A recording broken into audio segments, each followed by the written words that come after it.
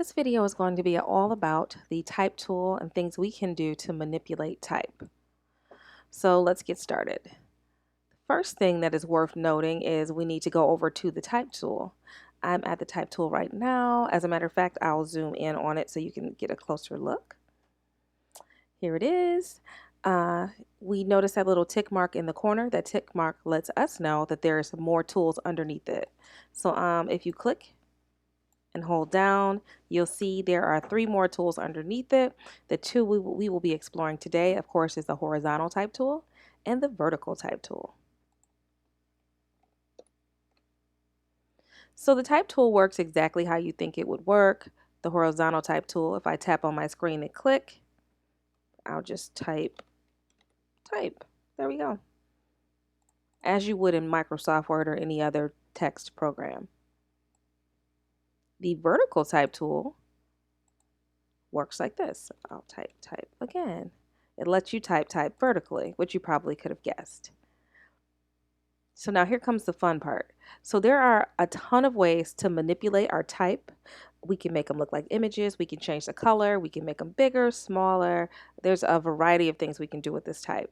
So the first thing I want to show you guys is how to manipulate type in terms of size, color, the font style, that thing.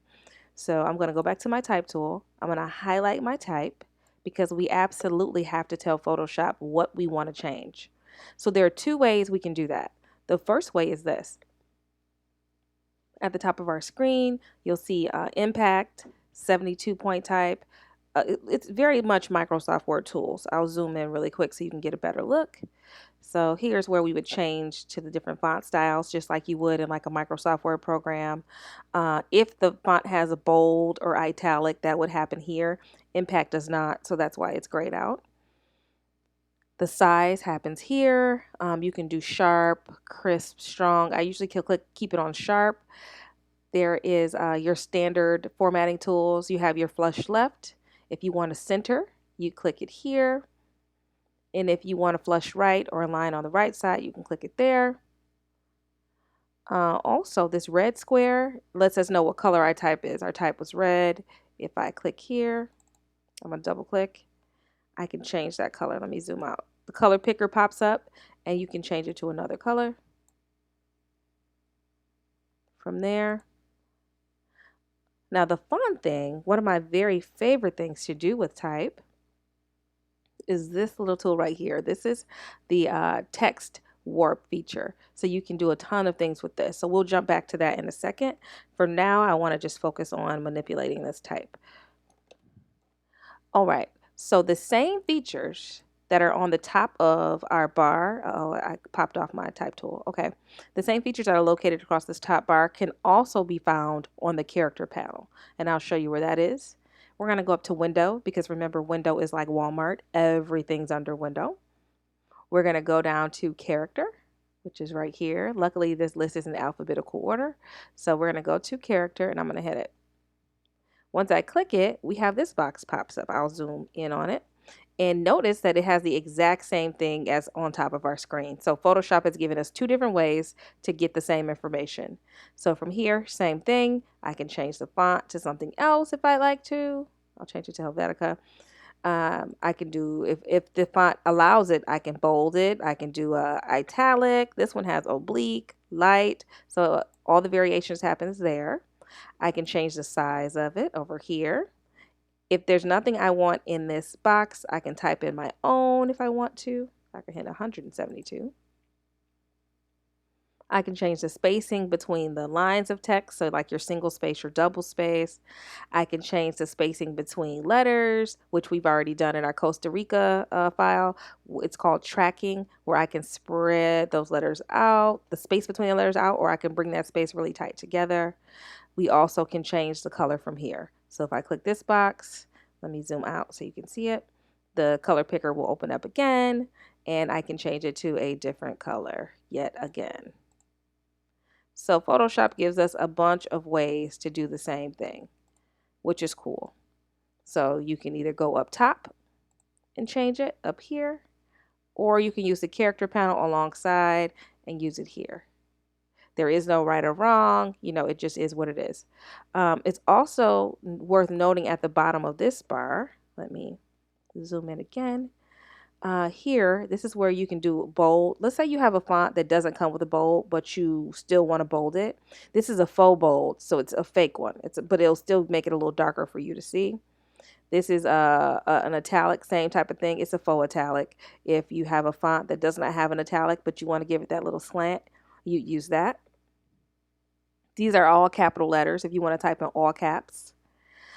This one is a small cap. I'll show you what this one looks like because I've used this before. It's kind of cool. Let me zoom out. So if I hit all caps, it'll look like this. That's all caps. Let me move this down a little bit so you can see it better. Okay, that's all caps.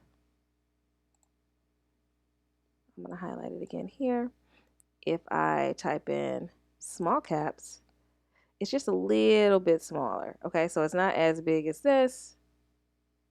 Just a little bit smaller, still capitalized, but smaller. This one is when you have like that first place, second place, that kind of thing, and you want to put the ST up there. That's what you do. That's superscript. Subscript is if you need to make a footnote, make it lower. We have good old underline. If you want to underline your text, let me highlight it. Hit underline. And then if you want to do strike through, put the line through, you can do that as well. So all that happens right here on this character panel. And the top doesn't give you all those options. So if I hit my type tool at the top, you don't get these. You don't get the faux bold. You don't get the italic. You don't get that. You don't get any of that. Now, it's also worth noting though that on here, you don't get the text warp. The text warp only happens up top.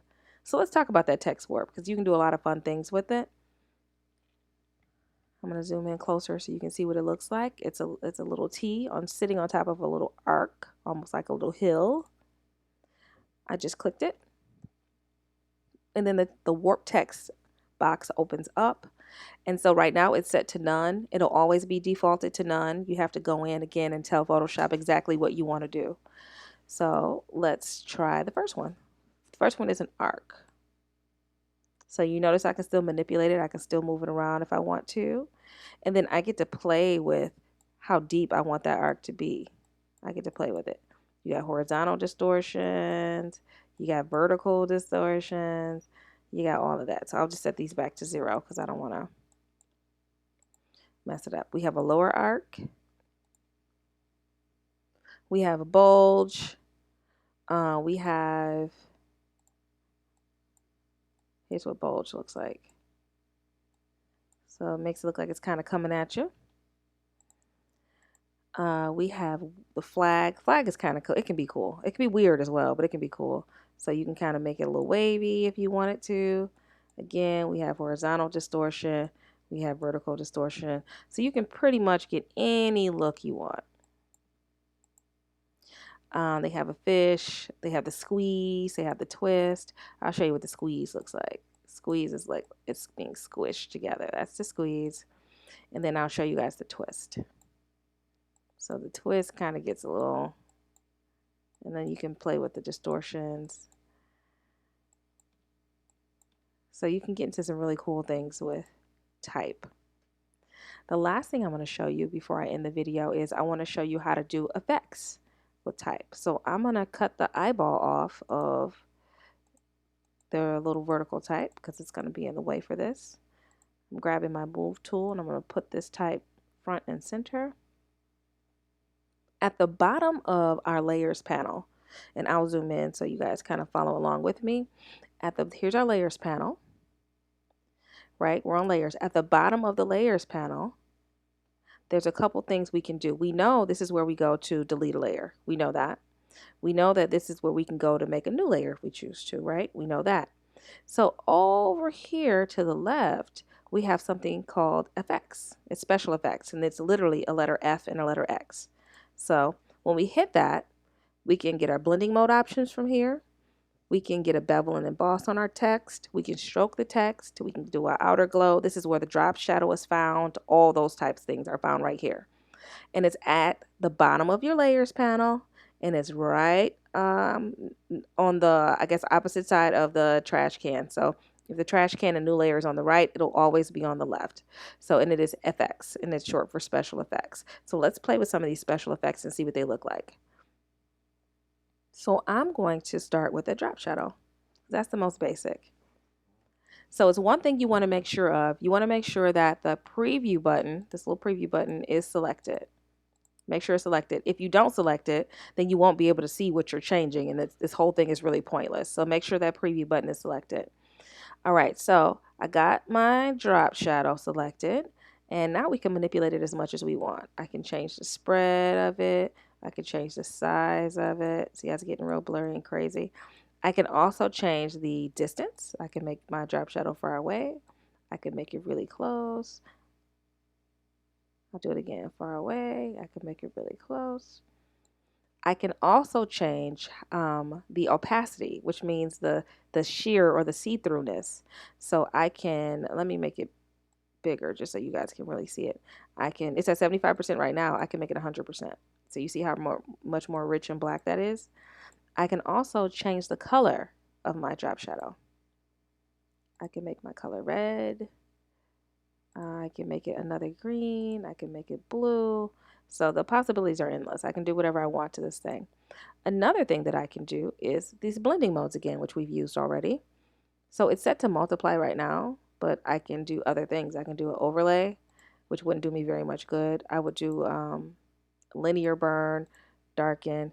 Usually with the blending modes, you want to kind of stick to multiply. That's, your better option, but you can still play around with it and maybe get different looks out of it. That's not a problem. Okay, so I'm going to cut my drop shadow off for now, and I want to show you guys stroke. Stroke is another really cool one that I use often. So stroke gives your type that outline around it. So it's set to 3 right now. It's 3 points. I can make it as big as I want, or I can make it as thin as I want. All right, so another thing we can do is we determine the position of the outline. So right now it's on the outside, which means the letters are stroked on the outside of the letter.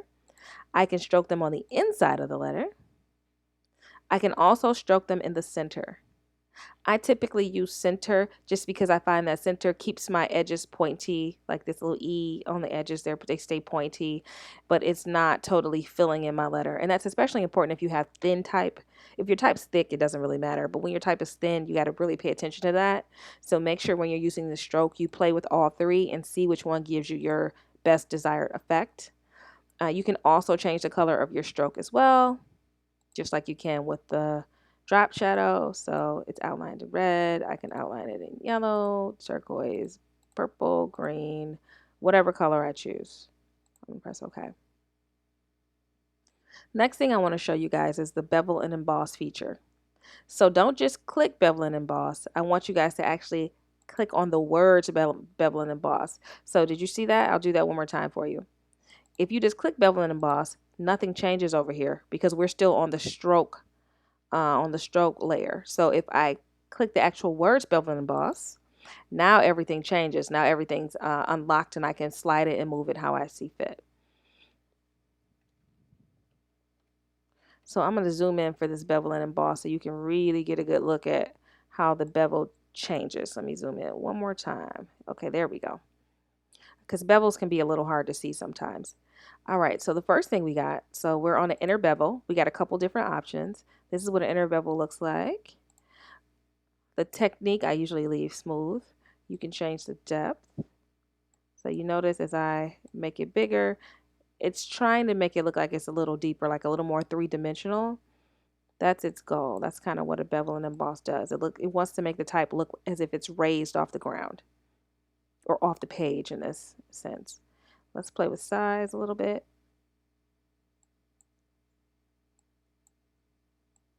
And this is just me just sliding, the sliders, and then you can soften it if you need to, or make it as hard as you want. You can also play with your shading. I typically don't play with shading. The structure is usually more important for me. So, but feel free, have at it. The world is literally your oyster.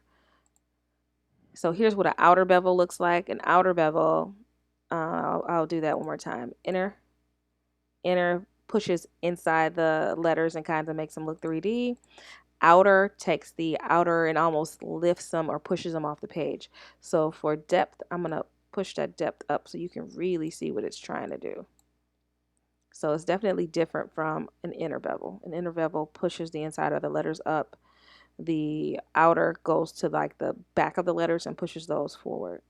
And then size. Whoa, that got real big on me real quick. So this is what that looks like. Okay, so we got an inner, we got an outer, and then here's just a standard emboss. And then pillow emboss. Pillow emboss, believe it or not, comes in handy a lot. So pillow emboss wants to look like it's engraved into the page. That's what it does. And so let me bring that depth back. Yeah, I'll push the depth back a little. And so it wants to make it look like it's almost embossed into the paper. So there are a couple other ones in here too, like the inner glow, different things like that. I'll click inner glow just to do it. But whenever you get a chance, just kind of play around in here and see what you come up with. Inner glow is not one of my favorites. I do, however, like outer glow a lot. We used outer glow when we did the space. Let me change the color because you won't be able to see yellow on white. Let me change it to maybe like an orange. Yeah, when we did space and I had like the outer glow on my letters, that's what I used. I used and screen on white is not going to work. Let me see if I use darken. Will you be able to see it? Yeah, you can see it with. Okay. So this is the same kind of blur that I put when we did the space and I had it around the letters and they had that little glowy effect. This is what they do. They use an outer glow. That's how that's done. So whenever you guys get a chance, play around with some type. I challenge you to see what you can come up with. So I'm going to stop the video here and I will catch you in the next one.